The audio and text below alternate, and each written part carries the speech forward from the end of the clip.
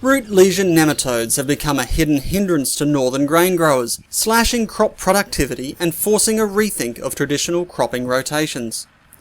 Each year across the northern cropping belt, intolerant wheat and chickpea varieties are impacted by nematodes, with estimated yield losses of up to 50% and 20% respectively.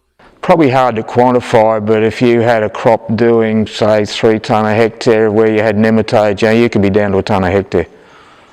Especially when they take out the whole paddock when they're spread. Sometimes it's only patchy, but yeah, they are.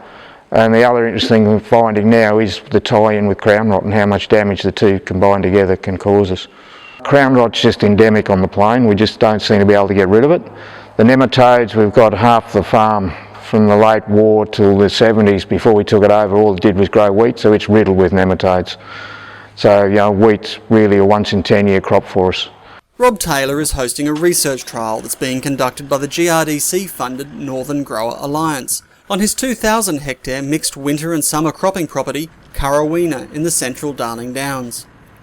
The trial that's been run by NGA Chief Executive Richard Daniel and is evaluating 3 main areas: the impact from increased nematode populations on variety yield, the impact from varieties and crops on nematode buildup, and the impact from management practices on yield losses and nematode buildup. With crown rot analysis also being undertaken as part of the trial, Mr. Taylor is interested in seeing the results of the interaction between crown rot and nematodes. The other thing I'm hoping that comes out of the MGA trial is the time of planting, especially for wheat. If we can go early, does the plant compensate for those two pests? Because the way it's looking, if we have a late plant in winter, wheat's just out of the question. Again, if we go back and say, okay, if we've grown a variety of barley, what are the nematode counts afterwards? Whether we've lowered them or raised them, same with chickies. And again on the wheat varieties. And also what varieties do handle high nematode numbers. That'll give us thought to what we can plant, not just going out and saying, okay, that looks like a good variety, let's whack it in. But for me, having the trial on my own farm gives me a pretty good insight of what does perform here. In the northern cropping regions, nematode numbers at 2 per gram of soil anywhere in the profile is considered a damaging population.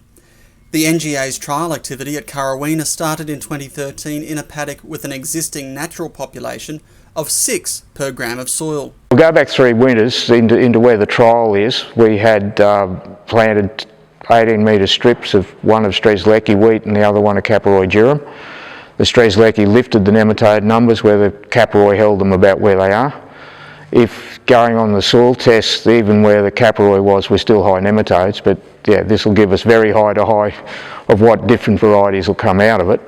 Mr. Taylor, who is a former GRDC Northern Region panel member, has seen a dramatic rise in industry awareness about root lesion nematodes and their potential impact on crop productivity. I'll go back to when I started on panel. There was a lot of people growing old wheat varieties and we couldn't work out why. And why haven't they moved on to these newer varieties which are coming through in NVT saying they should be better. But I think that's really when people started to realise the nematode problem, how widespread it was, and started testing and saying, okay, we've got nematodes, what can we do about it? The NGA type model is set up that it gets money in growers' pockets in 1 to 3 years, so this is going to have the information that comes out of this trial, even after one sort of time, will give information to growers that they can improve their practices or improve their choice of varieties straight away. It's a huge issue, yes. GRDC, or through especially the Northern Panel, has invested heavily in nematodes and crown rot, so big trial work, but just not looking at the variety, but there is breeding hopefully coming on. Mr. Taylor stressed that regular monitoring of populations using the DNA-based soil testing service, Predict2B, was critical to maximising crop yield and farming system profitability. I think people have actually got to go and test and find out, especially if they see a paddock that performs poorly or patches in it aren't up to speed. Go and get a Predict2B, but don't just do nematodes, do a crown rot before planting and have a good think about what the results are.